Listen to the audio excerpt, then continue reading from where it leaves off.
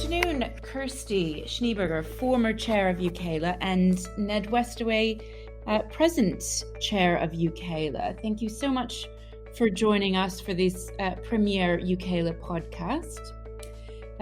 Now, what I'd like to discuss this afternoon is really setting the scene for where UKELA is now, with Kirsty and then Ned, what you plan to do now that you've taken up the reins as the current chair.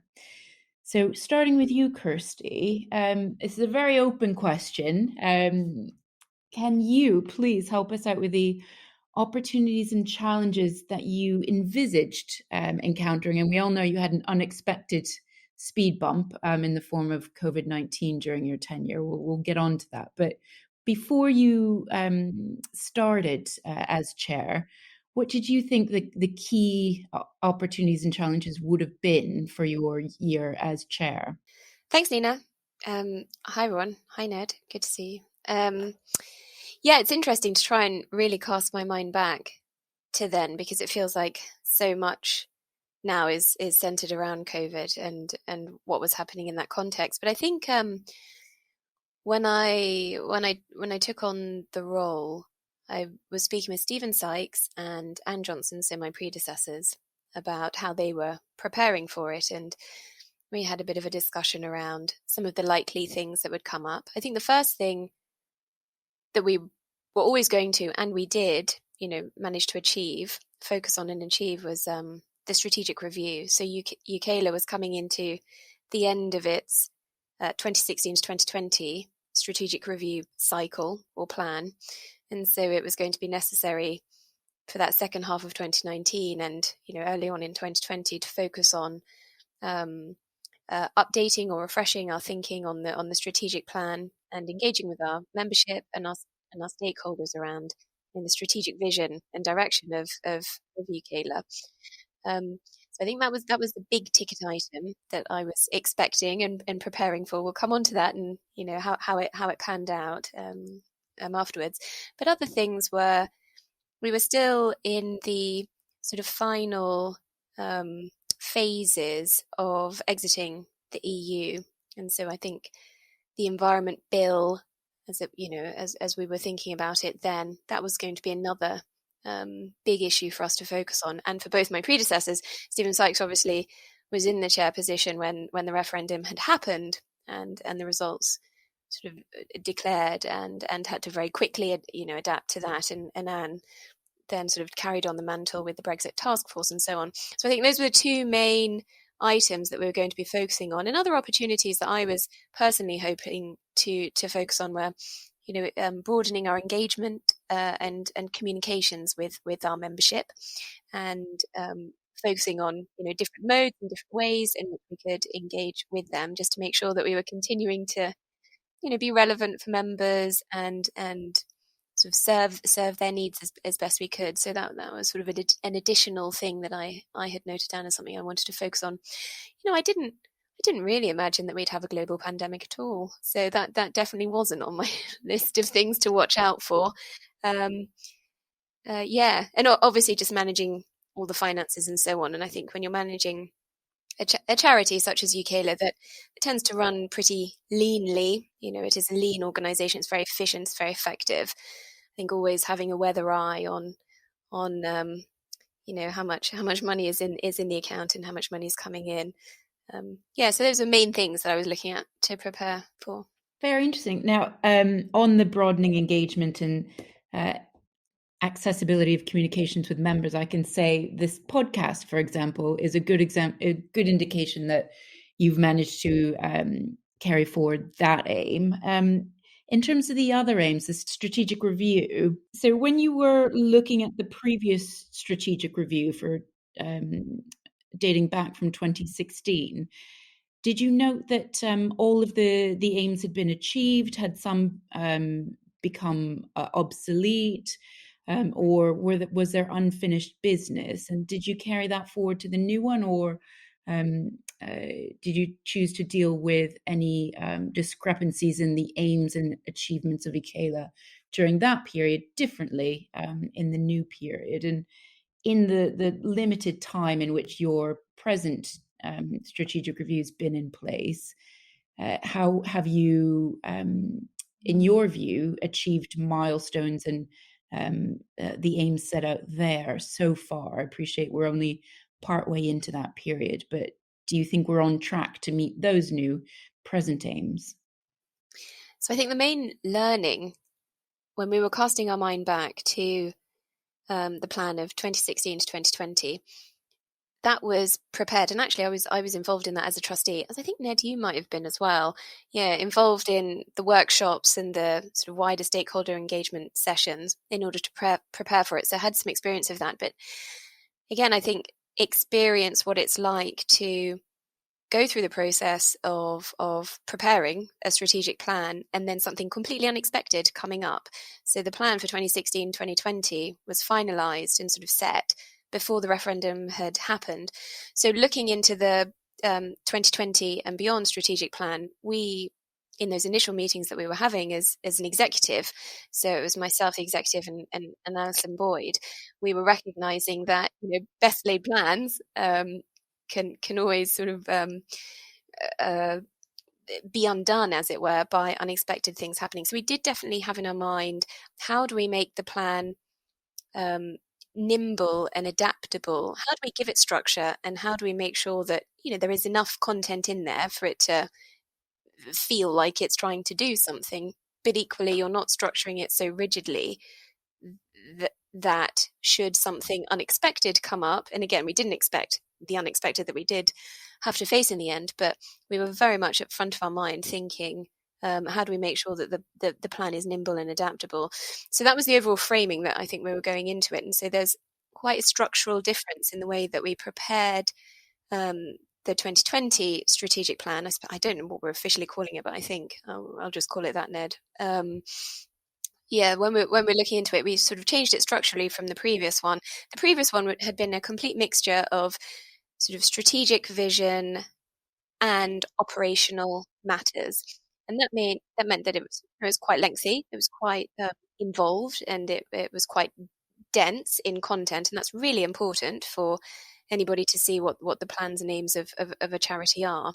But we felt in order to be able to achieve that sort of more nimble structure, we'd separate those two things out, you know, not entirely, but do quite a separation of them and just have a sort of front of house, as it were, strategic vision with a series of aims at quite a high level. I think we've got 6 in the current strategic plan, and then behind that there's this operational plan that drives it, the engine room, as it were, that drives it forward.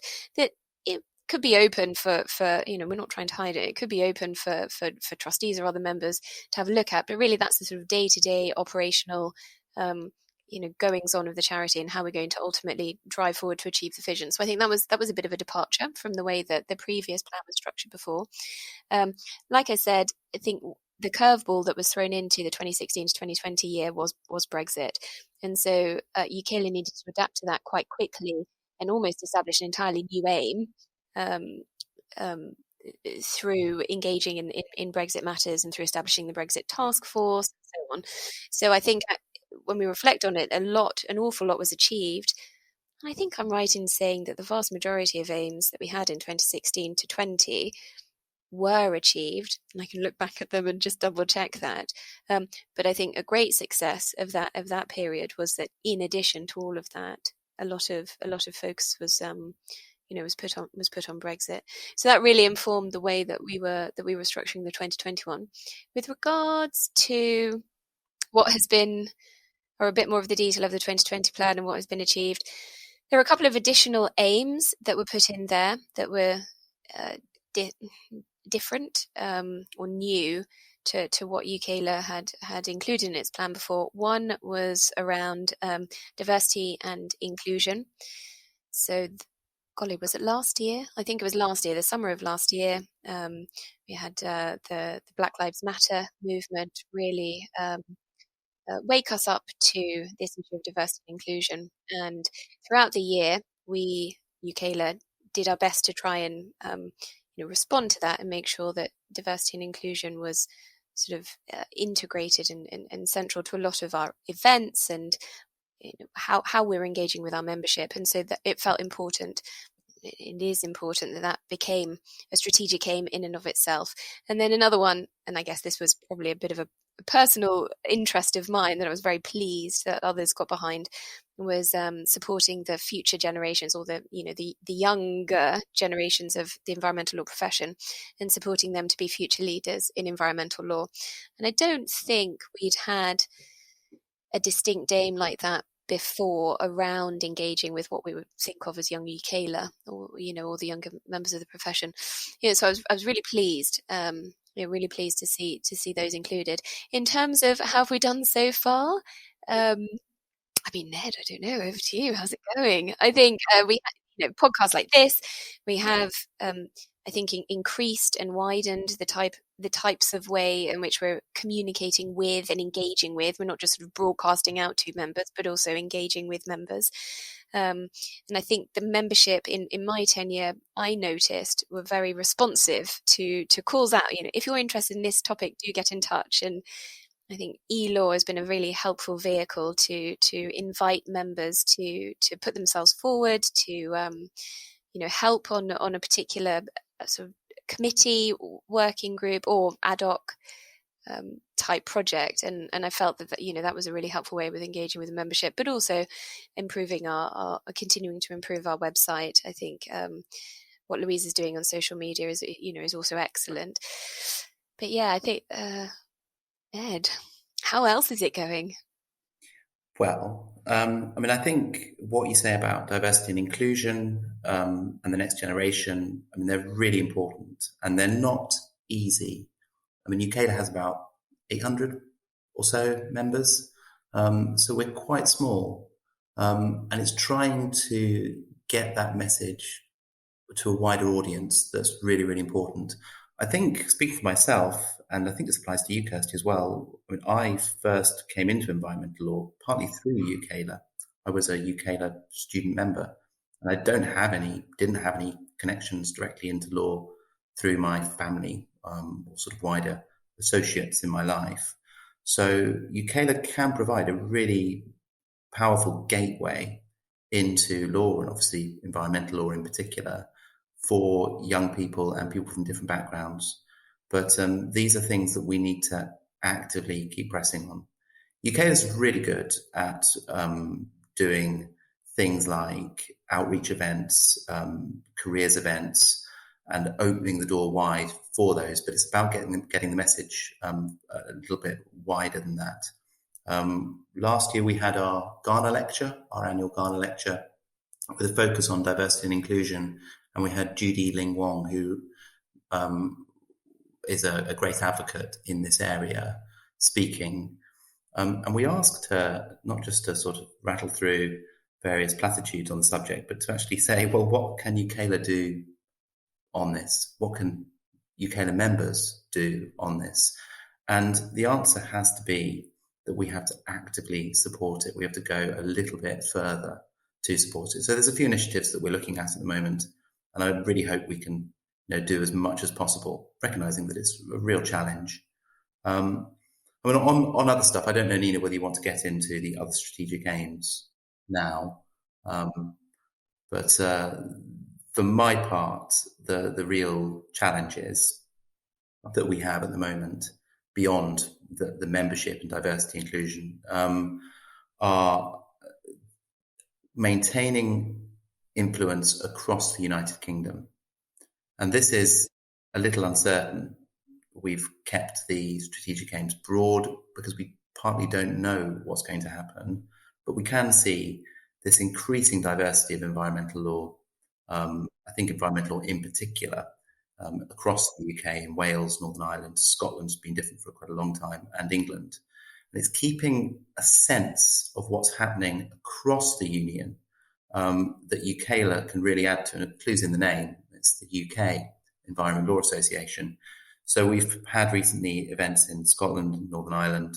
We obviously have our main conference that covers the whole country. But that's I think a really important function that UKELA plays that other organisations don't so much.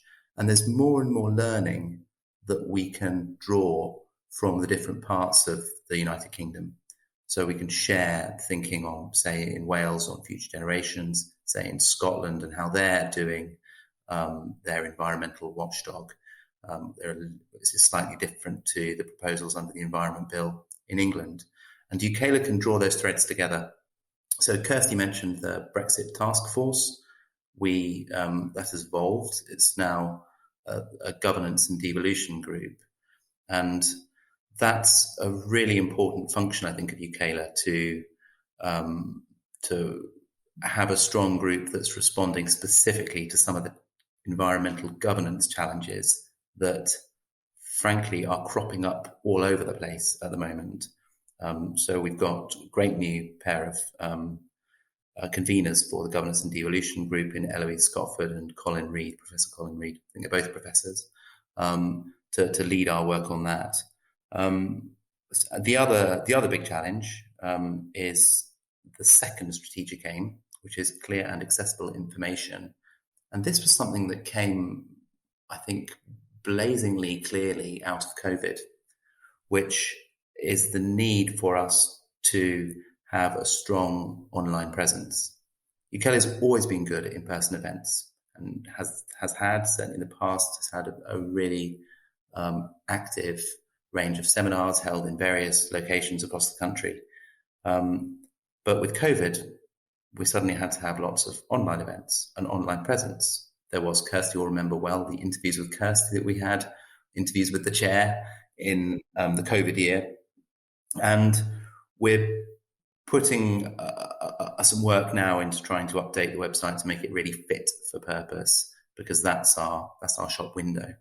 Excellent. There's three things I'd like to pick up from that, Ned. It was quite meaty stuff what you've just discussed. So starting with your comments on UKELA as the gateway to environmental law for students in particular. And I think it's very interesting that all three of us came across, entered environmental law really through UKELA. I was in India at the time and was emailing people back in England saying, have you heard of this thing called UKELA? I'd like to be involved. And lo and behold, here I am, one of the trustees.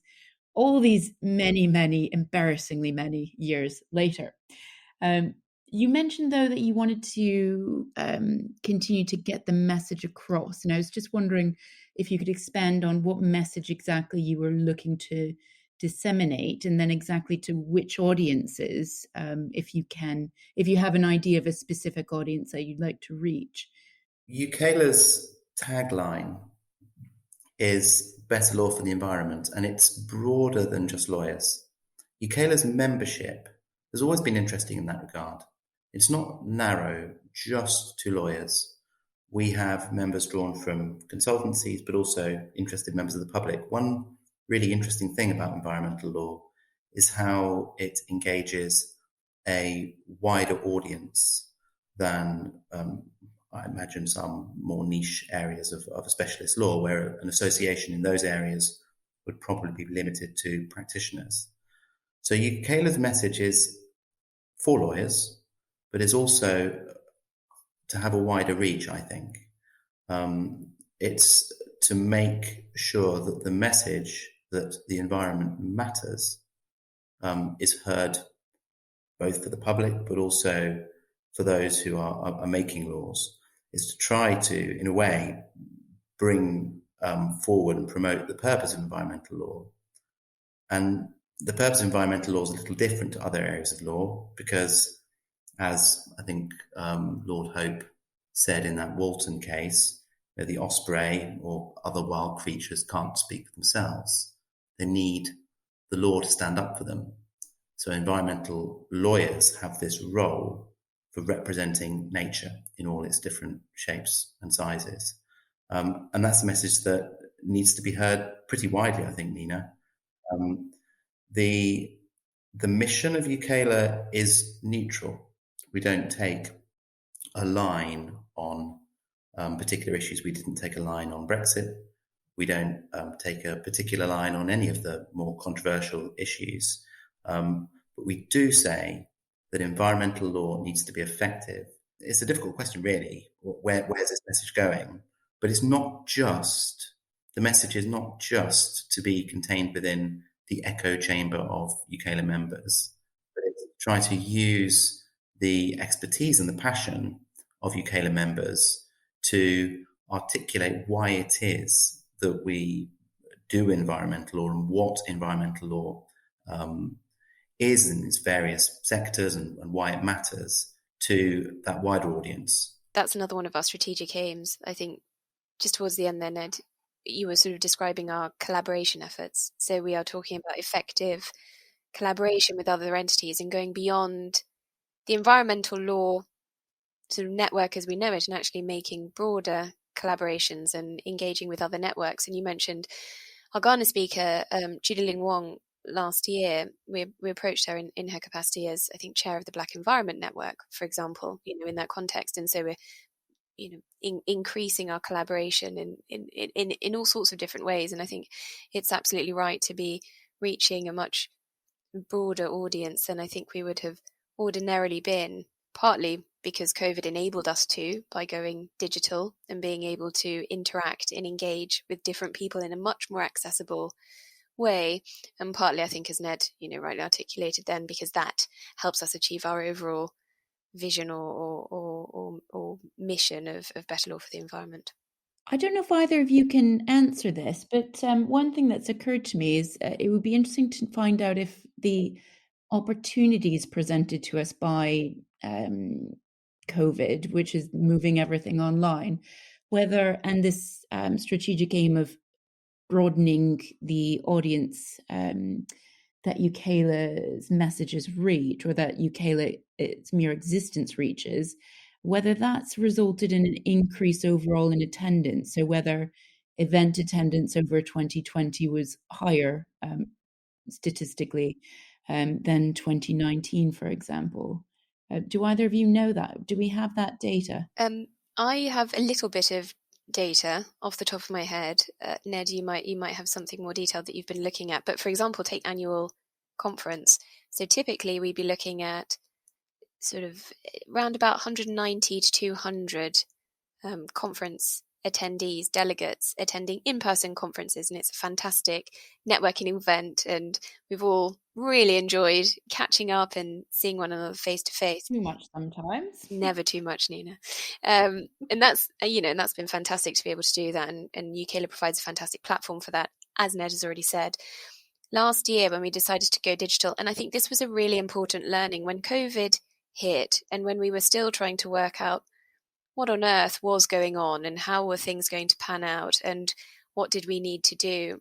I think one of the early decisions that we made, and I think this was, on reflection, a really important decision, was to just go online with our annual conference. We decided that very, very early on, regardless of whether or not we could see into our crystal balls if we were still going to be in a lockdown situation or what it was. We just felt in order to make a digital conference, in order to make a conference a success when there was so much uncertainty, it needed to be online, it needed to be digital.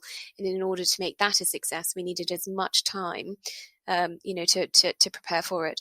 And so for our final figures for signed up delegates, and we made it free to members and then a very reduced rate for non-members. So we did see an uptick in basically the cost of a membership. We did see an uptake in a small way, I think, in new people coming and becoming members in order to participate in the conference.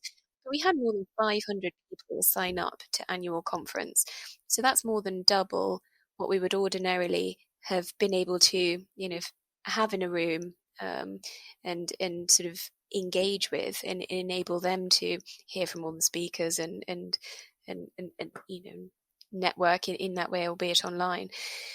So that was a really important bellwether for us, really, benchmark for us to see how well attended they could be if they were done properly. And thanks to everybody involved, and I'm not going to remember everybody now. And that set the tone for subsequent online events, and we continue to keep them, I think, free through to autumn, and in order to increase the uptake or just basically make it accessible.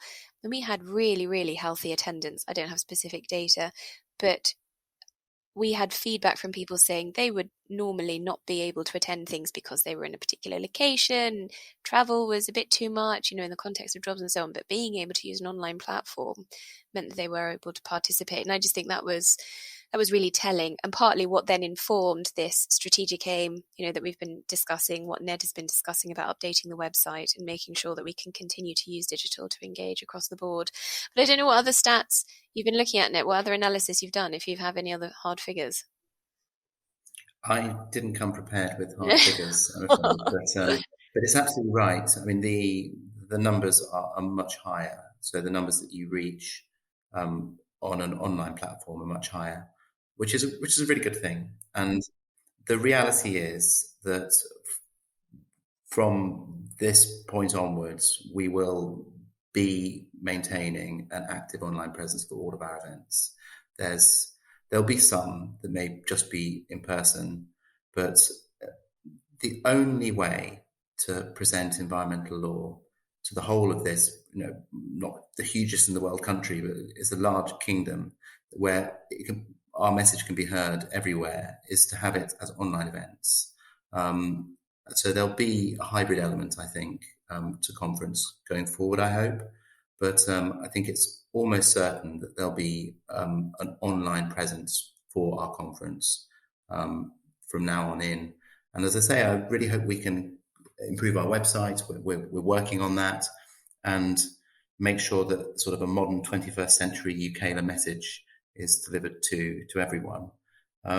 It's really important, I think, that we do look at exactly who we're reaching. But the one thing I'd add to what Kirsty's saying is that there's an international reach that we have.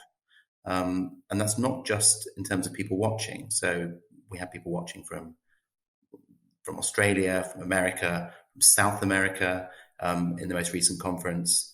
But also some of the speakers presenting don't need to fly all the way over to England to find themselves the university campus where the conference would be happening and turn up there and then fly back. They can present their message directly to everyone online. And it's surely, in principle, a much better way of doing it. So we will, I very much hope, go back to having successful, large, exciting in-person conferences, but we're certainly going to keep a sort of digital element to them that's significant. I think you have to be right there, Ned. Certainly the 2021 conference, and this is my own personal view, I should be clear, was one of the best we've had. And I think that was exactly as you say, because we had this input from the most astonishingly impressive speakers from Australia. We had some from America, Uganda, India, and time zones might have been an issue, but they didn't let on. And they were all fantastically high quality speakers. So here to continuing with hybrid events, although it would be very, very nice to be in a room with even mediocre wine with everybody once again. So I think hybrid's the way to go. That also takes me back. I said I had 3 questions. Takes me back very neatly to question 2. So this is in the context of what you said, Ned, earlier about the governance and devolution group. And I should note that's also related to earlier commentary about UKELA's opportunities and expansion of engagement with young UKELA. And I note that the governance and devolution group is advertising for a student to come on board as a paid researcher. So that's a brilliant example of how UKELA presents very tangible opportunities for students. And no doubt we'll get a stellar researcher there. But the governance and devolution group, I think that one of the key important roles they're playing is keeping tabs on exactly what's going on across the devolved nations, because certainly I don't think any one person working alone can do it. There's so much going on.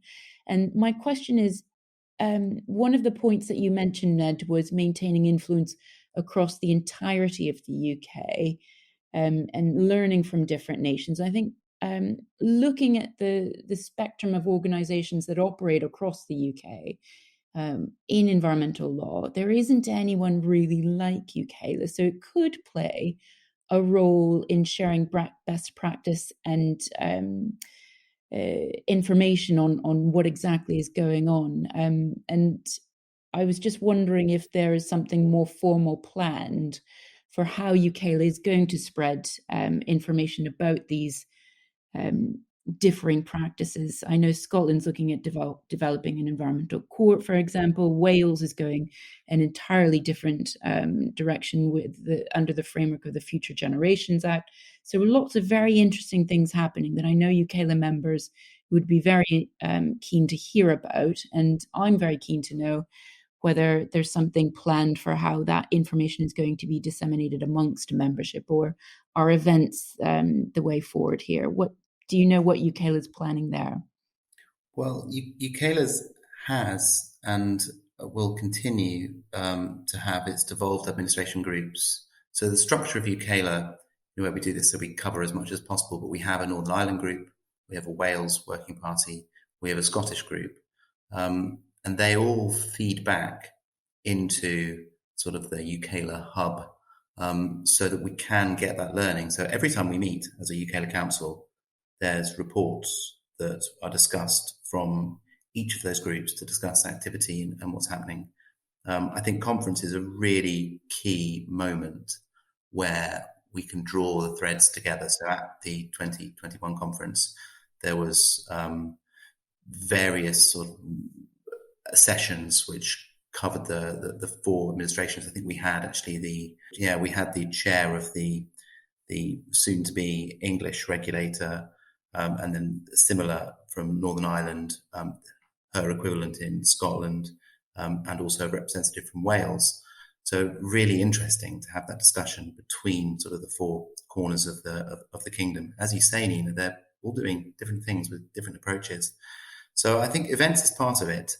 One of the reasons why we are recruiting for a researcher is to support that work stream.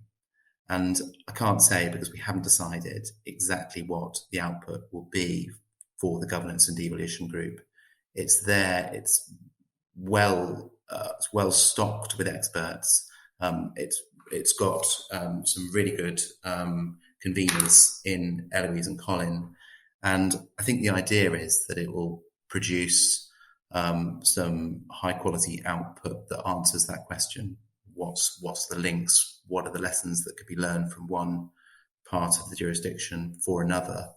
And it's such an essential question, because this dialogue is not happening in the way that it should be at government level. So UKELA has to try and fill this gap, to try and make sure that best practice, if we can call it that, from one place can be learned in another. Because at the moment there's too much competition between the different leaderships in and executives in the different jurisdictions, trying to do things differently simply to distinguish themselves. And I think there's a more constructive approach that UKELA can attempt to facilitate and mediate. Brilliant. Okay, I'm going to try to start wrapping it up now. So I'm going to close with a broad question to you, Ned, and then one to both you and Kirsty to finalize the wrap up. But first of the last two questions from me, Ned, what do you see? So we've gone through what Kirsty wanted to achieve, and I should say she's not going to toot her own horn, but she did a fantastic job as chair, and certainly I should think she should be very pleased with what she achieved, particularly in the incredibly difficult circumstances of the past year. It's just extraordinary that UKELA is on such strong footing now. So thank you, Kirsty, on behalf of all of your members, former members, I should say. But with the caveat that you cannot predict in a very unpredictable world what will happen, generally, Ned, what do you see as the main challenges and aims coming at you this next year in the context of your role as chair of UKELA? The main challenge in a way, it's the same one that Kirsty had, in that so much change is coming on so many fronts. Some can be predicted, some I'm sure we couldn't predict. We try as hard as we like, Nina, but we couldn't predict it. So the main challenge is simply being able to respond to that change. And it's said with good reason that this is the decade of change. And how can UKELA navigate that? It's a decade of change where environmental law is at the centre of what we have to be doing. It's never been so high profile, and it's never therefore needed more than now sensible advocates for its importance. It's never needed in a way more the voice that UKELA can give it across the UK.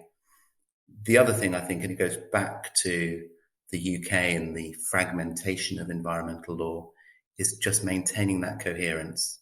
We have to be candid. It may be in 5-10 years' time that UKELA looks a little anachronistic. It's possible. But there'll still be a role for the organisation that UKELA is across Scotland, England, Wales and Northern Ireland. We've been put on a great footing from Kirsty. She did a fantastic job as chair, and we're in a good place. So I think keeping up the membership, keeping the events, keeping the programme going is something that we should be able to do. But we need to be ready for the new and uncertain challenges that the next 5 years are going to present. One thing, if you'll forgive me, one thing we haven't mentioned is COP and COP26. And I suppose in a way it's the big flagship event for environmental law in this country and the world, but particularly this country because it's up in Glasgow. And I think UKELA has a role there as well to present a picture of what this law is. It so often gets mischaracterised. The Paris Agreements, I'm sure whatever comes out of Glasgow will also be mischaracterised, but for UKELA to explain what it is so that people can understand how the legal framework for climate change functions and what its limitations are. So one thing we've been producing, and I expect we'll continue to produce these over the next few months, are sectoral notes on climate change and the legal framework for climate change. So a couple of those are out. I think there's some more in the pipeline. And UKELA will be holding a number of events on COP as the year unfolds. Excellent, Ned. I think you've anticipated my next question, which is wonderful. And I think just for listeners' benefit, to find out about those events and download the sectoral notes, I should think we can direct them to the UKELA members section of the website. Would that be right? Yes, the website has a labyrinthine beauty to it, but everything is there. You just need to persist. Just bear with it, exactly. But yeah, hence your upgrading of it. So members, just please be patient. It is being worked on. Excellent. Well, my final question before thanking you both and letting you get back to your very, very busy lives was this very broad question that you touched on, Ned, about the significant changes that are coming our way down the line, of which almost all of them, I should think, would have environmental protection at least somewhere, if not central to that, the impetus for making that change. So unless there's anything different, Ned, I'm going to take that from you that you see the main challenge coming our way, or the main change coming our way, is going to be focused on implementing Paris through COP26 and the outcome, hopefully, agreements that come out of Glasgow. And in the context of that, I think I would like to make it specific to UKELA members. So what the biggest challenge and change coming our way in environmental law is, and how UKELA specifically will influence or exert its influence in educating members about that change. So both Kirsty and Ned, I'd like your answers to that very simple question, please. Incredibly simple, Nina. Yeah, I know, lucid. Kirsty, you go first. Yeah, thanks, Ned. Yes, I mean, I too would bring it back to Paris implementation and climate change. Taking a slightly different slant on it, and this is related to the work I'm now doing in my day job, which is working with other actors. I'm used to working with NGOs and sort of at the UN level, at the intergovernmental level on the negotiations, as some members might know. And I'm now working with other actors such as companies and corporates in supporting them to meet their net zero commitments.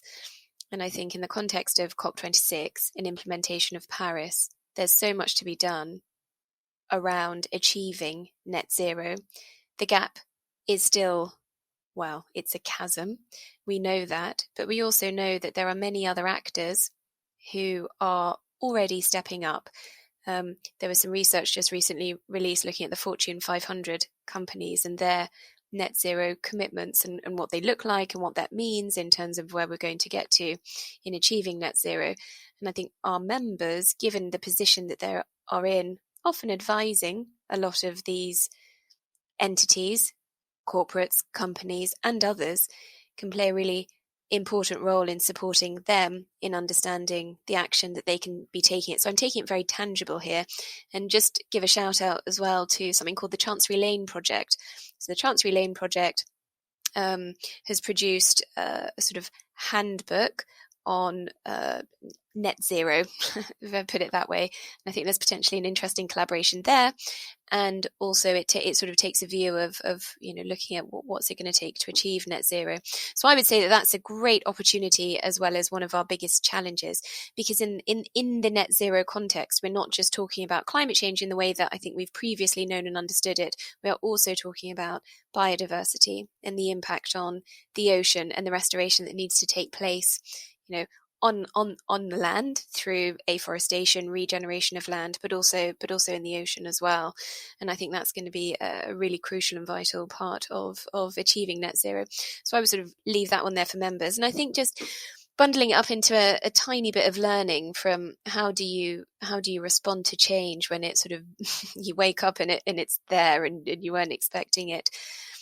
Be prepared and be adaptable. And I always use this phrase, establish like a base camp. If there's a massive mountain to climb, you need to make sure that you're prepared. In the charity context, that means having healthy reserves. So members are already supporting by, paying for events and supporting UKELA financially. Be adaptable. We've spoken about that a lot. But establishing your base camp. We had a COVID-19 crisis committee that met weekly for nearly the entire year of 2020. And that was really important to getting through the year. So in order to face change, making sure that you do have your resources at hand so that you can face whatever comes, no matter what shape or size it is. Thank you, Kirsty. That's excellent. Ned, follow that, please, if you can. Follow that. We've touched upon the COP 26 in Glasgow. And of course, that's enormously significant. It's enormously important that UKELA mediates that message, interprets that message, so that it can be understood what the legal framework is and the legal implications of that agreement and how they fit into our domestic legal framework. But there's a more important point as well, I think, with climate change. Kirsty mentions it, but I think environmental law is bigger than just climate change. And it's really important that we don't lose the other elements, the other sort of core parts of environmental law by just focusing on climate change. So one of our most active working parties, the Nature Conservation Working Parties, always saying, we can't just plant trees. You've got to think about the biodiversity impacts of that. And responding to climate change tends to give rise to a whole panoply of other issues. So you can't do it in isolation. Really, the challenges are, as I said, never bigger than now. And I think UKELA's just got an enormous amount of work to do, but pretty exciting work, I have to say. We'll see what the speaker, Professor Siddhartha Dasgupta, says at our gala lecture, but I think that would be a really interesting moment to reflect upon the biodiversity challenges that we have now as well. Yeah, like you say, very busy year ahead, undoubtedly. And UKELA's probably going to be as influential going forward as it has been in the past, I think. Certainly, Ned, with you as the chair, I have no doubt it will be. Thank you so much. We've run over my outer extent of an estimated time limit. So I'm really grateful to both of you for being so generous with your time and incisive and interesting answers. So thank you so much.